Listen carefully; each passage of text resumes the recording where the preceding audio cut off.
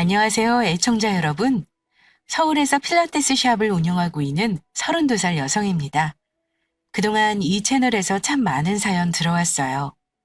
사람들 얼굴이 각자 다르고 삶이 각자 다른 것처럼 서로 다른 여러 가지 사연 들어오면서 웃기도 어쩔 때는 찔끔찔끔 눈물 흘리기도 했었죠.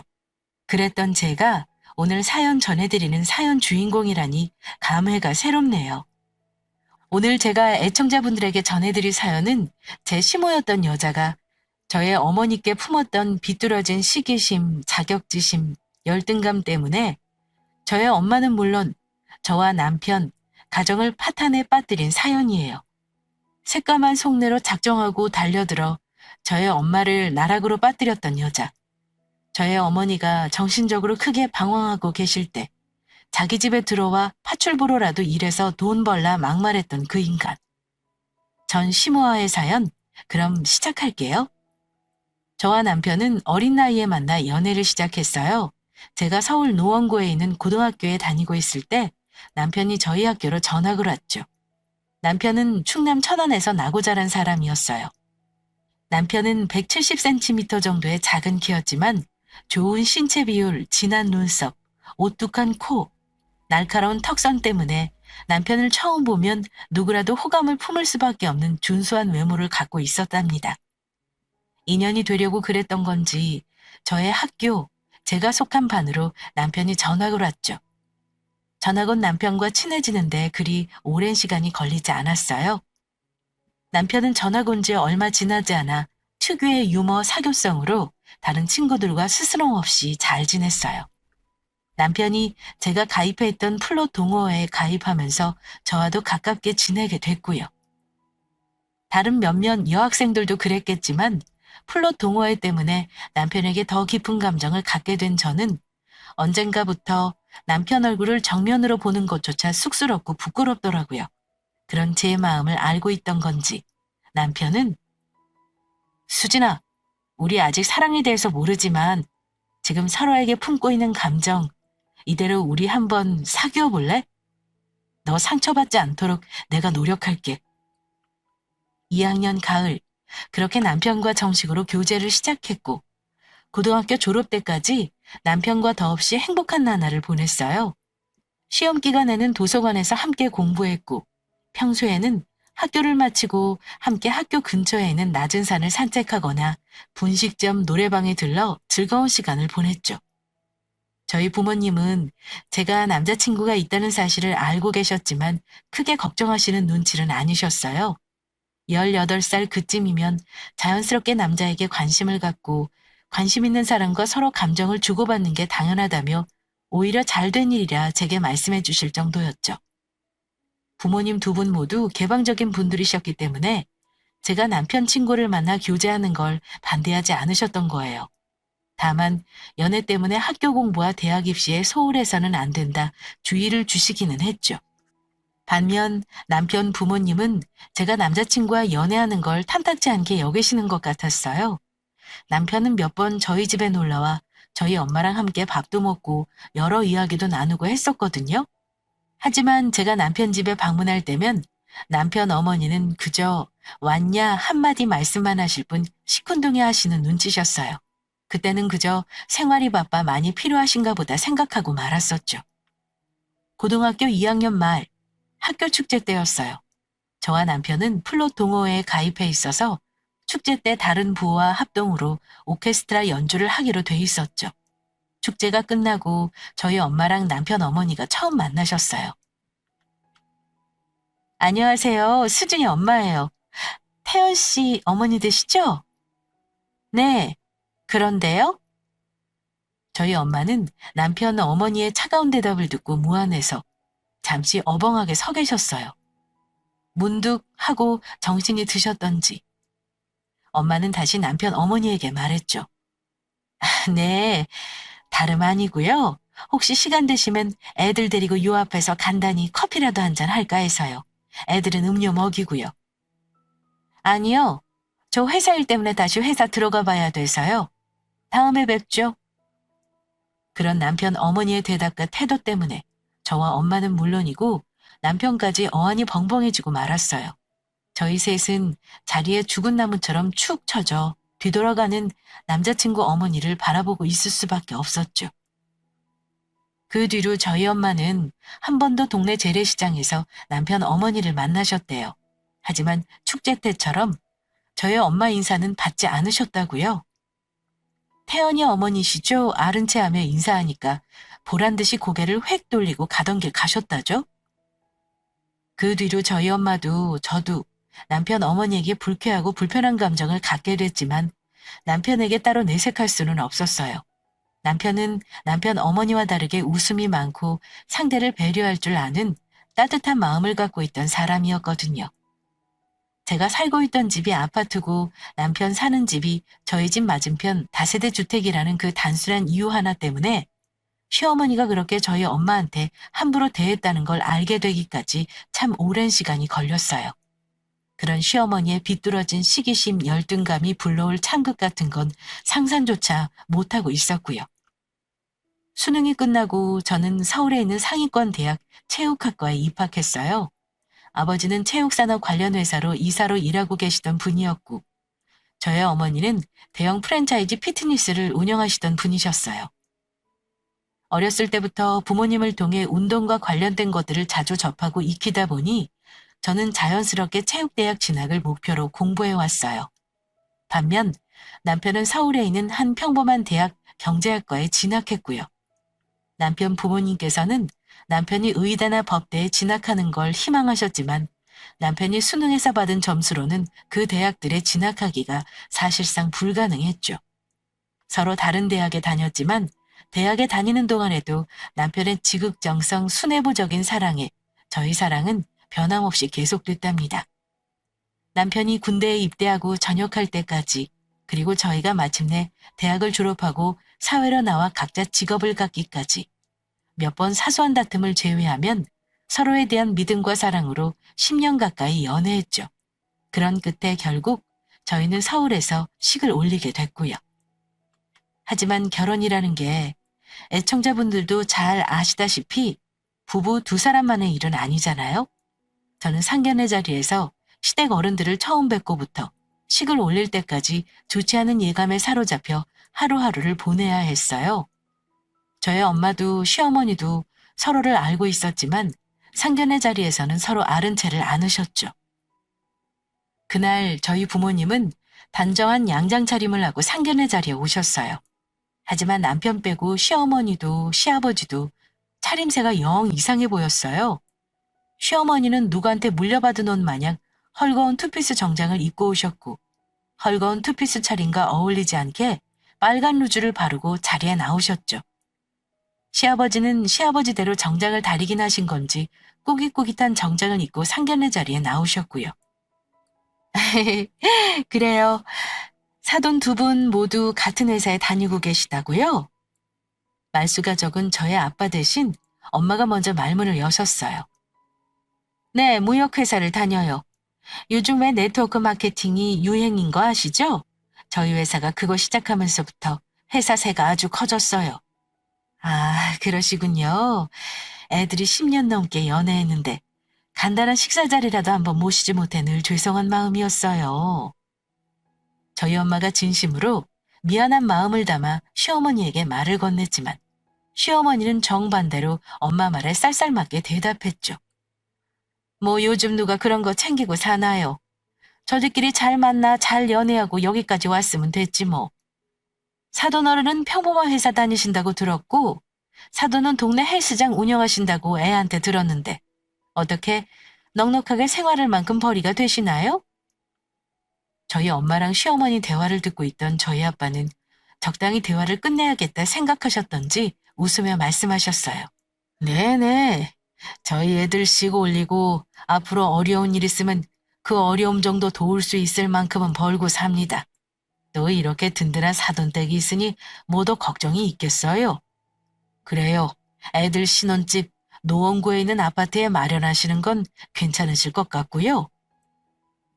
시어머니께서 저의 부모님이 하고 계신 일을 잘못 알고 계신 것도 언짢았지만 상견례 자리에서 저희 부모님께 벌이 생활 수준에 대해 노골적으로 물으시는데 저는 그만 얼굴이 발갛게 달아오르고 말았답니다.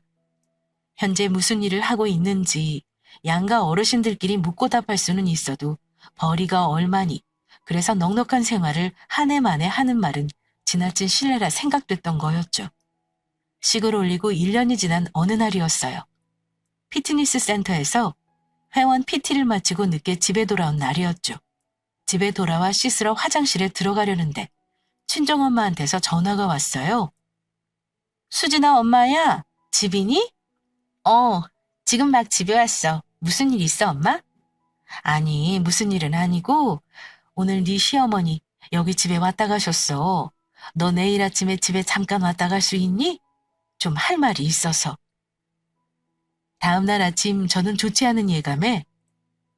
다음날 아침 저는 좋지 않은 예감에 사로잡혀 부모님 댁으로 향했어요. 아니나 다를까 부모님 댁 현관문을 열자마자 침울한 얼굴로 식탁에 앉아 계신 엄마를 보게 됐죠. 엄마, 왜 그러고 있어? 무슨 일 있었어? 예. 엄마 커피부터 좀 내리자. 너도 커피 할래? 응? 커피를 각자 앞에 두고 잠깐 정적이 흘렀어요. 그러고 슬금슬금 엄마 눈치를 살피니 얼굴 표정이며 안색도 별로 좋지 않아 보이시더라고요. 말문 여시는 게 어려우신 것 같아 제가 먼저 입을 열었죠. 엄마, 무슨 일 있었어?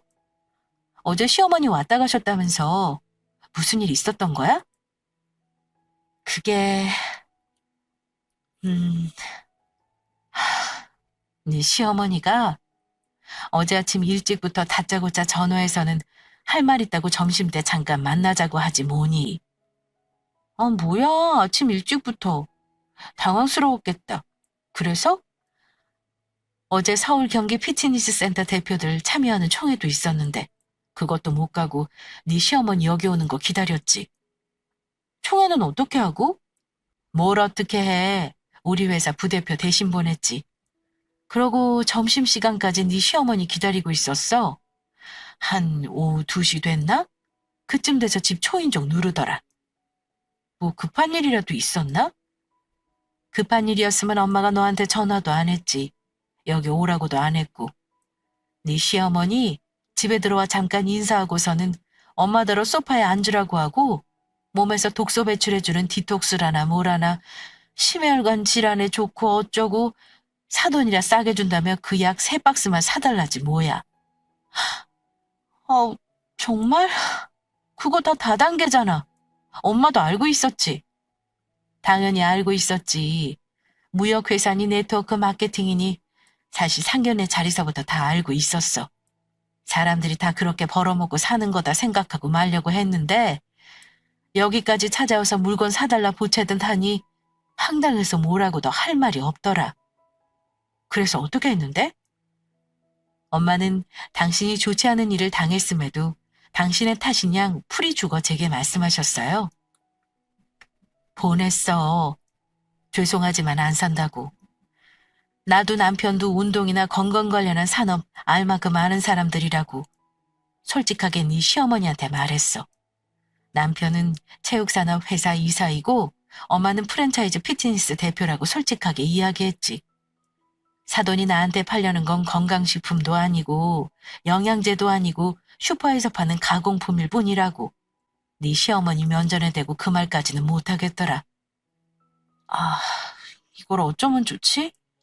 그래서 엄마가 보자고 부른 거야. 다시 엄마 만나자고 하지는 않을 것 같고 그야 네 생각이지. 네 말대로 엄마 만나러 오는 일은 없더라도 네가 일하고 있는 피트니스 센터나 이 근처에는 우리 상호 피트니스 들쑤시고 다닐까 봐 걱정이야.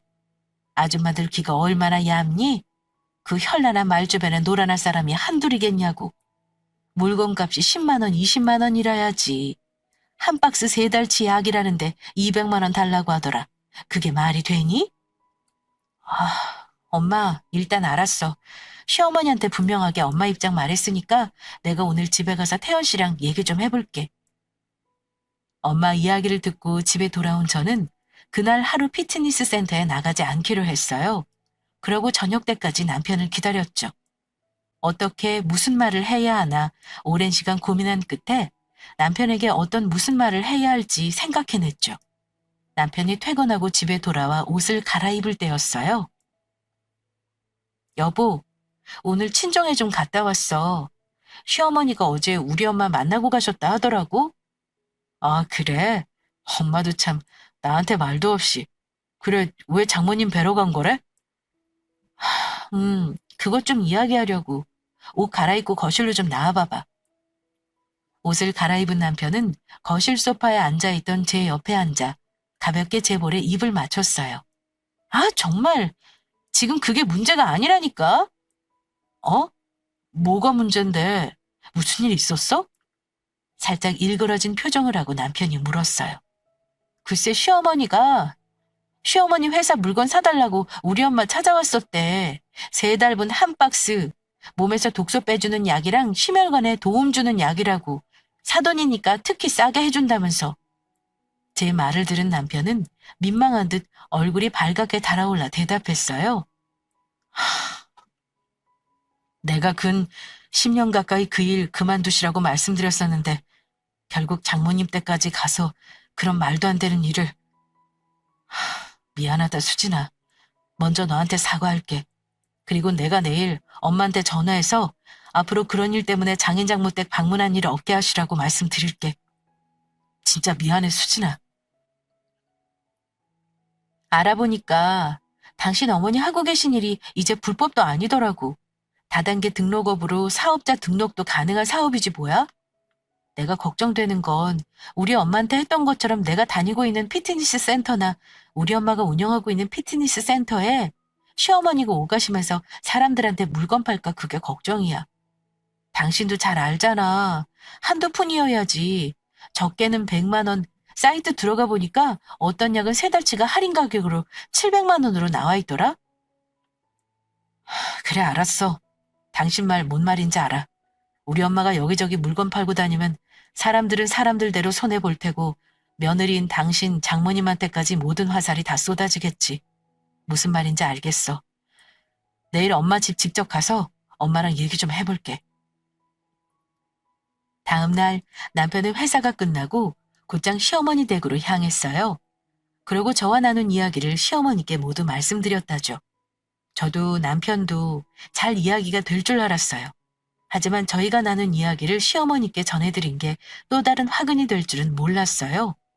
남편과 대화한 시어머니는 남편을 집에 돌려보내지 않고 제게 전화를 걸어 언성을 높이며 당장 시댁으로 오라 말씀하셨죠.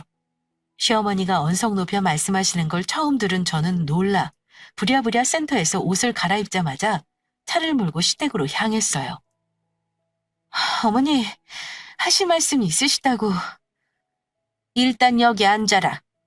남편은 쩔쩔매는 표정으로 시어머니 옆에 앉아있고 시어머니는 불그락 푸르락 단단히 화가 나신 듯 저를 뚫어져라 쳐다보셨어요. 예, 내가 사돈 찾아가서 좋은 식품 있으니까 한번 드셔보라고 권한 게 그게 그렇게 잘못한 일이니? 아니요, 어머니. 잘못하셨다는 게 아니고요. 저희 부모님 2분 모두 건강하신 분들이고 건강식품이나 영양제 같은 건 원래 잘 안 드셨던 분들이라 저희 어머니가 조금 당혹스러워 하셔서 제가 직접 어머니한테 말씀드리긴 뭐해 태연 씨랑 대화 좀 했던 거예요. 대화? 예. 그리고 너희 아버지 한국체육산업인가 뭔가 그 회사 이사라며. 네 엄마는 몇 평? 100평? 200평? 동네 헬스장 사장이 아니라 뭐 유명 피트니스 센터 대표라고? 네 집 잘 사는 줄은 애초에 알고 있었다. 근데 그렇게까지 사는 형편이라고 왜 말 안 했어? 어머, 너 만난 얼굴은 생글생글 여우처럼 웃고 있고 그게 다 가면인 줄 난 전혀 모르고 있었네? 너 참 못됐다. 시어머니와 대화를 마치고 집에 돌아온 날 밤, 저는 저희 엄마한테서 다시 전화를 받았어요. 엄마는 저한테 사돈이랑 무슨 일이 있었냐며 걱정하듯 물으셨죠. 그러고는 저희 엄마한테 전화해서 그 물건 사지 않는 일이랑 왜 애초부터 사돈이랑 사돈이 무슨 일 하고 사는지 제대로 말하지 않았냐며 면박 주고 다그치듯 한 30분 엄마 붙잡고 통화하셨다고 해요. 그 일이 있고부터 저희 부모님과 시댁 어른들은 연락을 끊다시피 하셨고 저 역시 꼭 필요한 일이 아니면 시댁에 가지 않았어요. 시댁에 들르더라도 시어머니는 제게 눈길조차 주지 않으셨고요. 그렇게 양가 서로 불편하게 지내던 어느 날, 저는 엄마한테서 믿을 수 없는 말을 전해 듣게 됐어요. 시어머니가 저희 엄마 피트니스 센터에 등록했다는 거예요. 앞으로 건강관리 잘하고 싶다면서 저희 엄마한테 살살 웃으면서 다가와 얘기하더래요. 엄마는 웬만하면 다시는 안 볼 줄 알았지. 근데 대뜸 그렇게 찾아와서 건강관리니 뭐니 센터 등록한다지 뭐니? 거기다 대고 뭐 할 수 있는 말이 있어야지. 네 그러세요 웃으면서 맞장구 한번 치고 말았어. 근데 걱정이다. 전에 그 다단계 일도 그랬고 사람 자체가 불량하잖아. 진짜 걱정이야. 엄마는 이제 저한테 시어머니를 불량한 사람이라고까지 말했어요. 시어머니가 느닷없이 엄마 피트니스 센터에 등록했다니 저 역시 걱정이 이만저만 아니었죠. 아니나 다를까 시어머니가 센터 등록하고 한 달 지나고 나자 엄마는 센터 분위기가 엉망이 됐다며 그때 겪고 있던 고충을 제게 말하셨어요. 나 참 기가 막혀서 네 시어머니 정말 왜 그러니? 세상에 우리 센터 젊은 PT 선생님이랑 나랑 연애한다고 나이 든 사람이고 젊은 사람들이고 가릴 것 없이 계속 헛소문 퍼뜨리고 다녔단다. 내가 오죽하면 분해서 먼저 네 시어머니한테 전화를 다 걸었겠어? 차단해둔 건지 전화도 메시지도 다 안 받더라. 네 시어머니 어쩌면 좋니 수진아. 한 달 운동하는 척 센터를 오가면서 이 사람 저 사람 붙잡고 헛소문 퍼뜨리고 다녔을 시어머니를 생각하니 몸에 소름이 돋더라고요. 도대체 무슨 억가심정이 있어서 저럴까? 생각하고 또 생각해봤지만 분명한 결론은 없었어요. 질 좋지 않은 인간이라 생각했을 뿐이죠. 그 일이 있고 엄마는 엄마대로 센터 운영에 지장을 받고 소문 상대가 된 PT 선생님은 센터를 그만둬야 했어요. 소문을 사실로 한 나이 든 많은 분들이 센터를 끊었고 PT 선생님에게 PT 받고 있던 분들이 더 PT를 받을 수 없으니 센터에 나오지 않았어요. 항상 센터에 나가면 가만히 사무실에만 앉아있지 않고 센터 둘러보며 사람들한테 이 운동 저 운동 친절하게 알려주던 엄마였는데 그 일이 있고 나서부터 한 달 가까이 사무실에 처박혀 있다시피 했다고 해요. 하지만 저는 그 일로까지 남편 마음을 불편하게 만들고 싶지 않아 더 왈가왈부하지 않기로 했어요. 다정다감한 남편을 볼 때마다 시어머니 생각을 떨칠 수 없어 괴로웠어요. 다단계로 엄마한테 접근한 것, 아기 품고 엄마 센터에 등록해 버린 일까지 그렇게 마음이 괴롭다 보니 어쩔 때는 남편 보면 신기하게 느껴질 때도 있더라고요.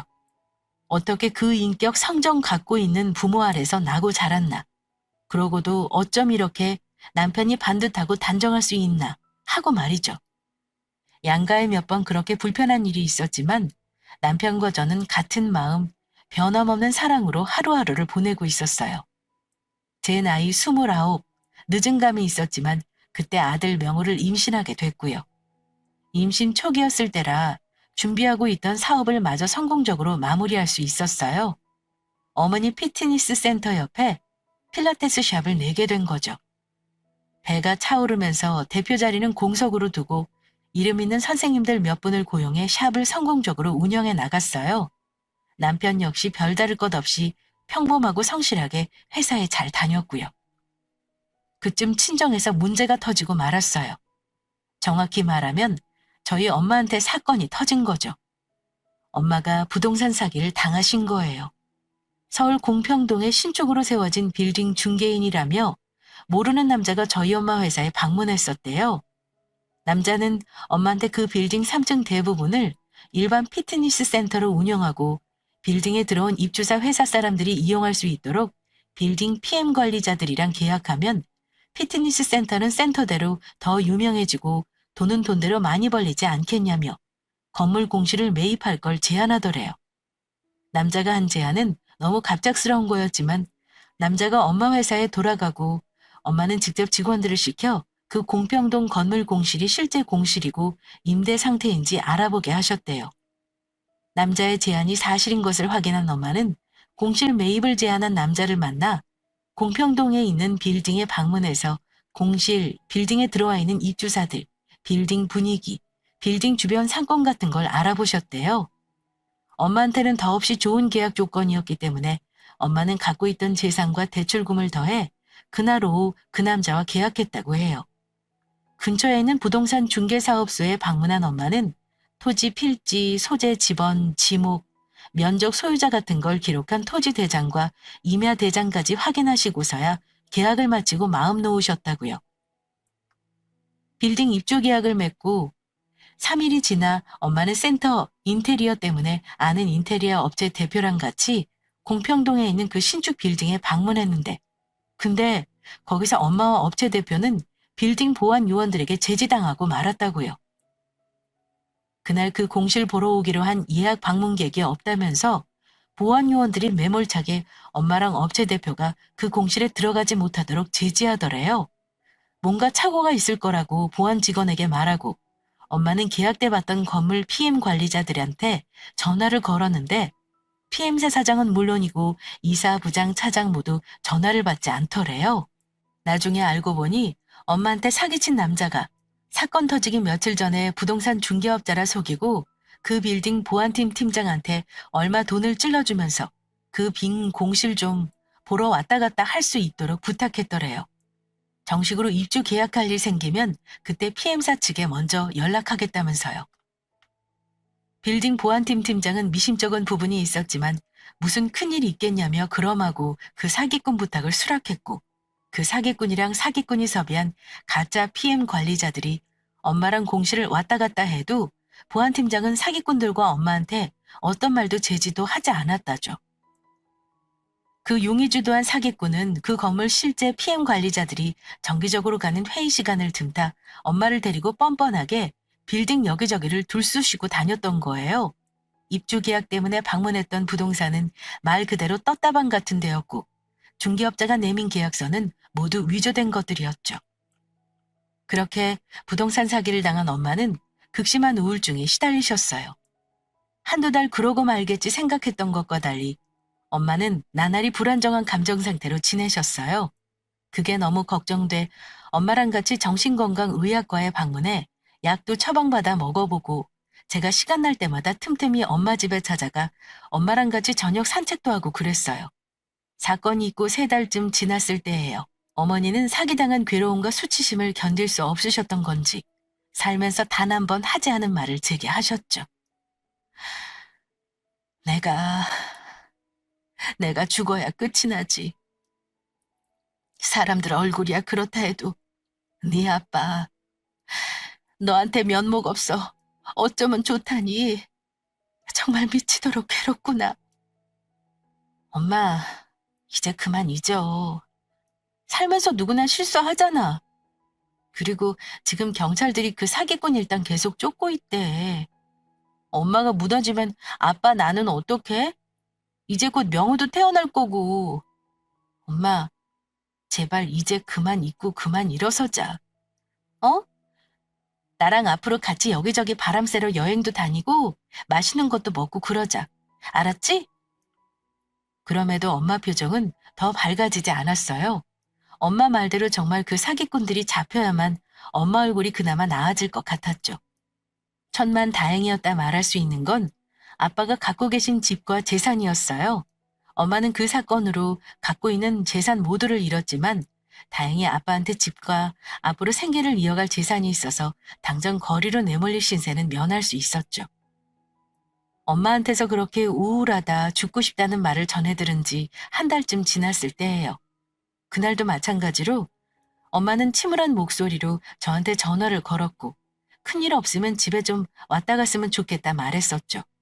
저는 일을 마치고 곧장 엄마 집으로 향했어요. 어디 불편하신 데가 있나 보다 하고요. 하지만 엄마 집에 도착해 엄마에게 들은 말은 뜻밖의 말이었어요. 오늘 네 시어머니 왔다 갔어. 전화도 없이 찾아온 사람 돌려보내고 싶어도 그럴 수가 있니? 그래서 집으로 들였지. 예전이나 지금이나 하나 다른 게 없더라. 이런 씨, 아픈 사람 집에 전화도 안 하고 찾아왔다고? 미친 거 아니야? 그래서 엄마한테 뭐라고 했는데? 그것도 네 시어머니니까 대접은 해야 하잖니. 과일 좀 썰어내야 하나, 커피를 좀 내려야 하나. 근데 여력이 있어야지. 그래서 식탁에 가만히 앉아만 있었어. 근데 네 시어머니가 식탁에 예전에 이 집에 갖고 왔던 그 약 박스 올려놓으면서 그러더라. 이거 먹으면서 건강 회복하라고. 몸도 마음도 엉망일 텐데 센터 운영이나 할 수 있겠냐면서 힘 안 드는 일만 하게 할 테니 자기 집 와서 가사 도우미 좀 해달라더라. 자기 회사에서 신사업 성공시켜서 지금 신축 아파트에서 지낸다고. 이런... 정말이야? 시어머니... 아니 그 인간이 그랬다고? 이게 다 내 잘못이요 하고 말았지 뭐. 대꾸할 힘이 없어 그냥 가라고 보냈어. 근데 네 시어머니가 나가면서 마지막으로 그러지 뭐냐? 가사 도우미 생각 있으면 언제든 전화하라고. 네네 하고 돌려보냈는데 현관문 닫고 거실 소파에 앉아있으려니까 철철 눈물이 터져서 혼났다. 내가 이런 모욕당하면서까지 살아야 되나 싶더라. 그렇게 우울한 날들이 계속되고 사건 터진 지 벌써 4달이 지났지만 사기꾼들은 잡히지 않았어요. 저희 가족 모두 그 사기꾼들 잡는 걸 포기한 상태로 지내고 있었죠. 경찰에게 연락해보면 항상 수사 중이라 대답할 뿐 다른 진전이 있었던 것도 아니고요. 그렇게 괴로운 나날을 보내고 있는데 4달하고 보름 더 지난 어느 날 경찰한테서 그 사기꾼 일당 모두 검거했다는 갑작스런 연락을 받게 됐어요. 엄마랑 같이 경찰서에 도착하자 사건 담당 형사가 마중 나와 있었어요. 저희 모녀를 알아본 형사는 말하기 시작했어요. 뒤늦게 연락드려 죄송합니다. 이 인간들이 워낙 치밀하고 계획적인 인간들이어서요. 사기당한 액수도 액수고 워낙 죄질이 좋지 않은 사기라서 저희 계속 사기꾼들 쫓고 있었어요. 용의선상에 올라서 잠수 타고 있던 사기꾼 한 놈이 있었는데 이놈이 단순 폭행 사건으로 경찰서에 잡혀 들어오지 뭡니까? 그 사기꾼 놈 죽음하면서부터 하나하나 사기 사건 실마리가 풀리기 시작했어요. 결국 그놈이 그 사건 다 자백한 거죠. 자, 일단 서로 들어가시죠. 서에 들어간 엄마와 저는 조사 대기석에 앉아있는 사기꾼들 얼굴을 보고 경악을 금치 못했어요. 그 무리에 저희 시어머니가 앉아있었던 거예요. 형사들이 저희 엄마를 제지할 틈도 없이 엄마는 시어머니에게 달려갔어요. 그리고 시어머니 머리채를 잡고 씩씩거리며 말하셨죠. 이런 개 같은 년, 네가 감히 네가 어떻게... 그래, 나야 그렇다 치자. 앞으로 수진이 태연이 2달 있다 태어날 명호는 어떡할 건데? 이런 오살할년 뭐라고 말이라도 해봐. 형사들은 저희 엄마랑 시어머니를 떼어내셨어요. 그러자 콧방귀를 끼며 시어머니가 말했죠. 여기서 애들 이름이 왜 나와? 돈 없는 년이. 돈 있는 년 돈 좀 먹자 달려든 게 뭐 대수야? 법대로 해, 법. 법대로. 처벌받으면 될 거 아니야. 근데 어떡하지? 미안해서. 네 돈 이미 다 써버렸는데? 이런 미친이. 니년 그 비뚤어진 열등감 자격지심. 그 알량한 생각 하나가 나랑 내 딸 인생까지 다 망쳤어. 법대로 하자고? 그래, 법대로 하자. 내가 무슨 일 있어도 니년 용서 안 할 거야. 잠자코 감옥 가서 콩밥 처먹으면서 기다려. 네가 생각하고 있는 것처럼 이 사건 쉽게 안 끝날 거야. 형사가 엄마를 진정시키려고 밖으로 엄마를 데리고 나가려는데 엄마 옆에 서 있던 저는 밖에 나가기 전에 시어머니 얼굴을 뚫어져라 쳐다보며 말했죠. 아니, 이제 시어머니가 아니지. 아줌마, 내가 웬만하면 참고 태연 씨랑 태어날 명호랑 계속 살려고 했어. 사건은 사건이고 가정은 가정이니까. 근데 당신 1달 전에 우리 엄마 찾아와서 그랬다며? 아줌마 집 파출부 해보지 않겠냐고. 네가 인간이야? 네가 인간이냐고. 네가 다 파탄낸 거야. 우리 엄마도 나랑 태연 씨도 엄마 말대로 감옥 가서 콩밥 처먹으면서 기다려. 어떻게 해서든 니년 최고형 받게 할 거니까. 이후 경찰서와 법원을 오가며 사건 담당 관계자들 이야기를 들어보니 참 가관이더군요. 사건 주범은 시어머니고 시어머니 말에 따라서 시어머니 상간남이 사람들 몇 명 모아 저희 엄마한테 사기를 친 거라고요. 상간남한테 그 여자 돈 많다. 사기쳐서 선거하면 같이 한국 뜨자. 시어머니가 그렇게 상간남을 꼬드겼다지 뭐예요?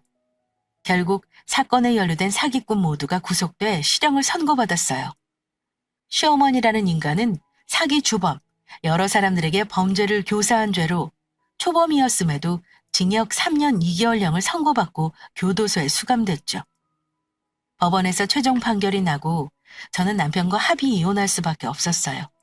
남편과 저 둘 모두 여전히 서로 사랑하고 있었지만 시어머니가 터뜨린 사건 때문에 서로 더 얼굴을 마주할 수 없었기 때문이에요. 재판 과정 중에 태어난 아들 명호는 제가 키우기로 했고 저는 남편에게 위자료, 재산분할 소송 여러 가지를 걸 수 있었지만 그러지는 못했어요. 엄밀히 말하면 남편 역시 피해자였으니까요. 남편과 이혼하고 나서 몇 달 뒤에 남편한테 전화가 한 번 왔었어요. 진짱 술을 마신 목소리였죠. 수진아, 명호 잘 지내지? 나 어떻게 살아야 하니? 아버지 한 달 전에 지하철에서 뇌졸중으로 쓰러지셨어. 지금 겨우 의식 돌아와서 어버버 하시는데 정말 죽고 싶다. 어쩌다 내 인생이 이렇게 된 거지? 보고 싶다, 수진아. 그리고 미안하다. 제가 남편에게 해줄 수 있는 위로는 힘내라는 말밖에 없었어요. 더 다가가고 싶어도 그런 사건을 겪고 이혼한 이상 정말 남남일 수밖에 없었던 거죠. 몇 년 시간이 흐른 지금 엄마는 다시 예전 웃음, 활력을 찾고 센터 운영하시며 건강하게 지내고 계세요. 거액의 손을 사기당하셨지만 사기꾼들 잡힌 게 그나마 위안이 되셨던 건지 법원 판결 이후 조금씩 잃어버렸던 웃음을 되찾기 시작하신 거예요. 저는 이혼, 명호 출산 때문에 잠깐 우울한 시간을 보내기는 했지만 다시 웃기 시작한 엄마 얼굴을 보며 저 역시 어렵지 않게 그 시간을 이겨낼 수 있었죠. 남들보다 더 잘 못 살고 있고 더 못 벌고 있다 느낀 정상인이라면 어떻게 하면 더 돈벌이를 할 수 있을지 가장 먼저 생각했을 거예요. 그 다음 할 일을 정하고 자기가 목표한 데까지 갈 수 있도록 노력하고 또 노력했겠죠. 그 과정 중에 어려움이 있더라도 미래를 생각해서 극복하면서 말이죠. 아직 반백년도 안 산 저지만 시어머니만 생각하면 어떻게 그렇게 사람이 비뚤어지고 일그러질 수 있는지, 악할 수 있는지 이제 헛웃음조차 안 난답니다. 감옥에 갇혀 반성이나 할까요? 자기 하나 때문에 저희 엄마, 제 가정이 걷잡을 수 없는 파국에 이르렀단 걸요. 그런 반성할 위인이었다면 이런 말도 안 되는 사건 만들지도 않았겠죠? 형기 마치고 교도소에서 나오면 또 어디 사기칠 데 없나 물색하고 다닐 그 인간, 생각하면 치가 다 떨린답니다. 지난했던 제 결혼 이야기, 시어머니 사건 이야기까지 긴 사연 들어주신 애청자분들에게 감사 말씀 전하며 이만 물러갈게요. 사연 들어주셔서 감사합니다. 늘 행복하세요. 감사합니다.